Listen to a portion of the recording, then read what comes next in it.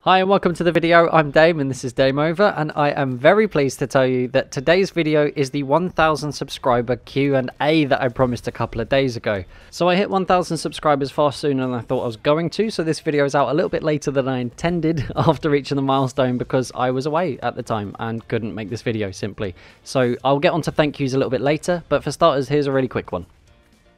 Thank you. And the footage you're seeing, I should tell you about that first before I forget, is from me trying to unlock some of the weapons in the new Apocalypse DLC in Battlefield 1. So I'll be releasing a bunch of videos about those very soon, as soon as I can sort of get my head around how they work and have enough playtime to do them justice. And there are a lot of questions to answer, so I'll kick things off with Medic Mayhem, and he's got a load of questions for me. And there's 9 really quick-fire ones that I'm going to answer immediately, so we'll go for it. Number 1, what is a Lad 5? A Lad 5 is when 5 guys run at each other, jump, turn around in midair, and touch butts. Number 2, what was your first console and top 3 games on it? That would be the N64, and my top 3 games were GoldenEye, Mario Kart 64, and Zelda Ocarina of Time. Number 3, what superpower would you go for? I would go for flight. Number 4, fish and chips, Nando's Mexican curry, or something else? Definitely curry. Number 5, sweet or savoury? Savoury. Number 6, what's your favourite drink? Tea. Number 7, blonde or brunette? Blonde. Number 8, favourite film? Oh, very difficult. Really difficult question. I watched Coco the other day and it's amazing, so let's say Coco. Number 9, your favourite band slash artist, damn it, slash artist or DJ? I don't know, it changes all the time. It's really impossible to pick. Music is an ever-changing art form. So, anyway, now the quickfire round is over. We'll get into Medic Mayhem's real questions, and they are: how did you first get into making YouTube videos? Can you remember making your first? Was there an inspiration, and where did you think it could go back then? Right, I'll try and summarize because there's quite a lot to say about all of that. So how did I first get into making YouTube videos? Well, I had a lot of spare time because from one of my other channel news videos you might know already, but I will tell you again, I'm an actor. So I work short-term contracts and sometimes have a long break of a period of months between acting jobs, so have to try and make some money and spend my time doing other stuff. And I was spending most of my time playing video games on my Xbox, so I thought I might as well try and do something creative and possibly have the chance of making a little bit of money out of it, so it wasn't just me wasting my time or burning money on equipment essentially that I needed to make good quality content. That's sort of how I got into it. I kind of wanted to channel what I do as a profession and then what I do in my spare time, and it kind of married together, and YouTube videos was the logical step towards that. So can I remember making my first one? Yes, I can. It was my How to Rocket League video, and it's absolutely abysmal. It's a very simple video. If I was to make the same video now, I could probably, minus the time it took me to record the footage I was using, it would probably take me between 45 minutes and an hour to put that all together. And it took me the better part of about 2 days to work out how to do it, because I was trying to work out how to use all the different software that I used to edit and stuff. So it was an absolute nightmare. So yes, I can remember it. It's burned into my memory as though branded. So was there an inspiration? Where do you think it could go back then? Several inspirations. Mostly it's the entertainment side of YouTube. A big inspiration for me, so thanks to Get Good Guy for introducing me to him, was Mr. Fruit. So if you guys haven't heard of Mr. Fruit, he is an excellent YouTuber. He's very entertaining, very honest, and you know what, I can't do it justice by describing it. Go and check his channel out. He's got 1 million+ subscribers now, and he is absolutely excellent. He used to play Destiny a lot, but has now moved on to loads of different games, and that was the kind of thing I wanted to do. I didn't want to get sort of pigeonholed into doing one thing all the time, because me and my friends like to change up what we play quite a lot. We've moved from Overwatch to Battlefield to Call of Duty and Destiny and stuff like that, and we like to play a variety of stuff because it's quite easy to get burnt out on games, and if there are new titles coming out that are exciting, then we all like to go and play them together. And it's for all of us, it's like a social experience. I've said that quite a lot before, so we like to try and keep the variety going. Now I'm going to move on to DC the second, DC 2. I'm not sure which one it is. What's your favourite gun and why are you enjoying it so much? And I think it would have to be, aside from the Apocalypse DLC, because I haven't had enough of a chance to play with all of those, and this question came before it, so what I've just said doesn't mean anything. Anyway, my favourite gun, I guess it would have to be the M1917 MG, because it's very good at everything. The low weight variant in particular, it's very good at everything, and lots of people really like it, and for good reason. It bags you loads of kills, and it suits my playstyle quite a lot, so it works very well. So let's go to Alex Colston Shields, who has been a subscriber for a little while. Not that long, I don't think. A couple of months at least. He'll correct me in the comments. He'll let me know when he sort of subscribed. I think it might have been just before Christmas, mate. Well, I can't remember. Anyway, what do you think of the newly revealed 400 PvP Battle Royale Mavericks Proving Ground? Well, I did a little research on this, like I said I would, and it looks awesome. I saw a teaser trailer, and it looks really cool. So they've got, it's going to be 400 players. I literally just said that. 400 players, destructible environments, and loads of different biomes. And they're trying to, the aim of the game, basically, as you would know from a Battle Royale, is to be the last one alive, but to keep it more interesting and to make it different from other stuff like PUBG, and a little bit different from Fortnite. They're going to try and have objective-based things to do in the mid-game, which is the most, probably the most inactive part of a Battle Royale game, where you tend to run around the map more than anything, rather than looting and killing people, which happens in the end game. They're trying to keep it more intense by adding more players for starters, hence the 400-player server, and by having objective-based things to do. I don't know, it's very vague. They haven't exactly expressed what it is, so hopefully that ends up being really cool. I'm not sure what platforms it's going to come out on, but it looks like it's just on the PC. So I'll have a look and see, because it'll be interesting to try and play it at some point if it does turn out to be very good. Next we've got Kay. What's the first thing you check after you upload a video? The first thing I check, I pin a comment on the video as well to make sure you guys haven't missed the questions that I've asked towards the end of it, if I have asked any.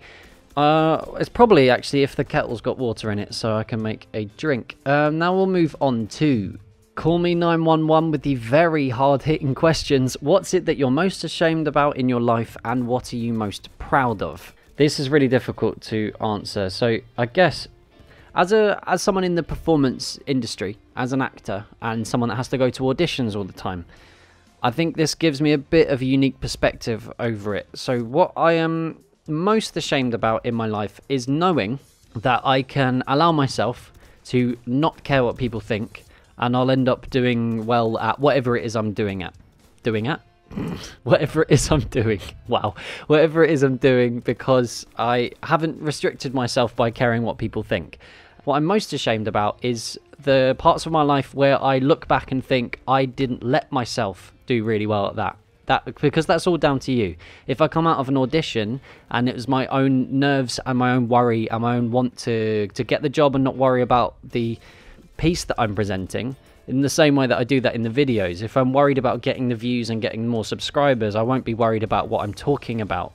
You can't concentrate on both things. So I won't be as concerned with what I'm saying in the video, which means that the content is going to suffer as a result, and therefore I won't make good content. Same thing with the audition sort of thing, if you follow me. So I'm ashamed of those times that I don't allow myself to do as well as I can.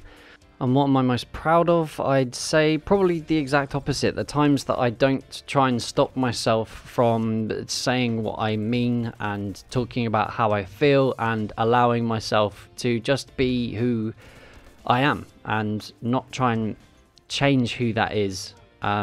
Because there are people that are far more concerned with what you look like and what kind of person you seem to be, rather than the person that you actually are. And it's so easy to spot the people that are putting on a front, and for me it's uncomfortable, because it becomes so obvious how these people have been affected by stuff like the media, and we live in such a day and age where caring about what you look like is so important. I mean, like, fine, if you want to do that, then that's okay. If you want to do it for you, then that's fine. But if you're doing it for other people, then that's just the wrong way to, and you need to address your priorities, because there are things that are far more important than what you look like and how funny you are.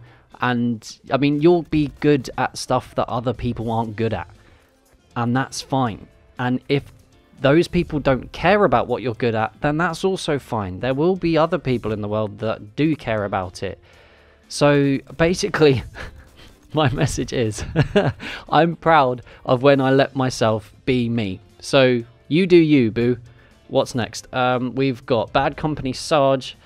with strength, intelligence, or willpower? Which is the most important and why? This is a very good question, and I think that there isn't really one that's more important than the other. I don't think any of these things can go without each other and be successful. I mean, strength without intelligence is brute force, which is not necessarily the right way to go, and intelligence without strength or willpower is, I mean, it's fine. You can know a lot of stuff and you can work things out very well, but how you direct your intelligence is just as important as how you direct your strength.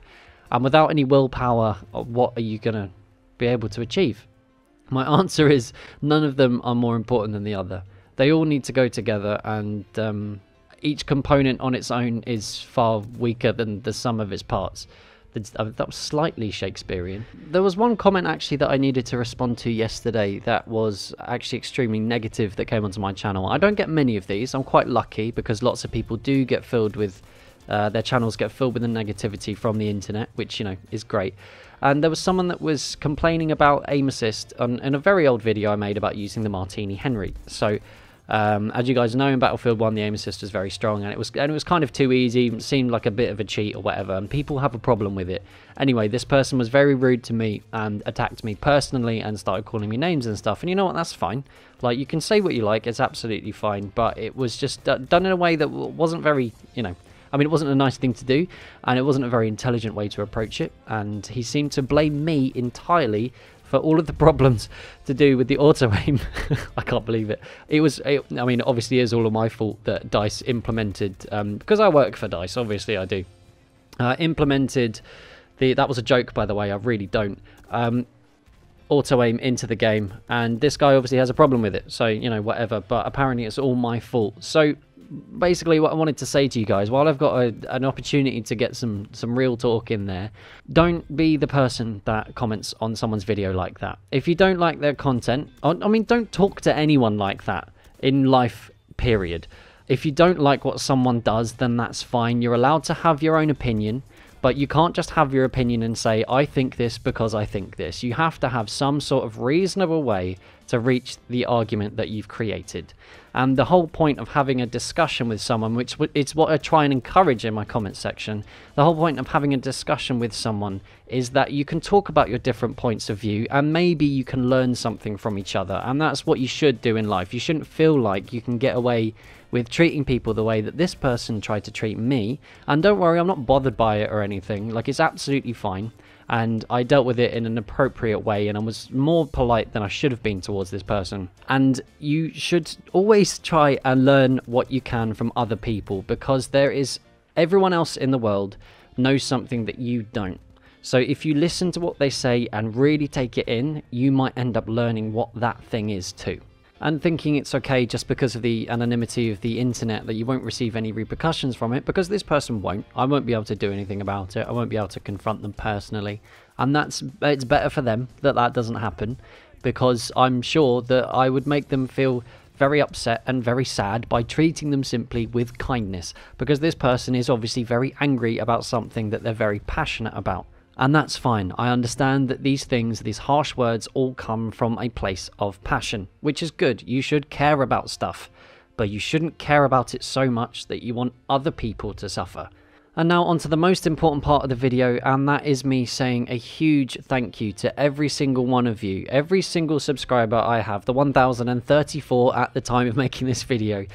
Thank you to all of you, those who have been part of my channel from the very beginning, those who had only joined yesterday. All of you make this channel exactly what it is, and I think I've got a really good community going here. It's a small one at the moment, and it was smaller before, but it's growing. And we've got a whole bunch of really nice people that like to chat to each other and like to have a good time. And I think some of you guys have ended up striking up conversations in the comment sections of my videos, and that's great. Create new relationships, make some new friends, whatever. That's fantastic. And I'm very happy that I can be the one that facilitates something like that. And your support towards me over the past few days, trying to help me reach the 1,000 subscriber mark, means so much, far more than I can express in a video like this. When I'm very aware that it's been going on for almost 20 minutes of me just talking. I'm going to have to cut some of this down. Anyway, thank you. Thank you. I don't know how else to say it. Just thank you.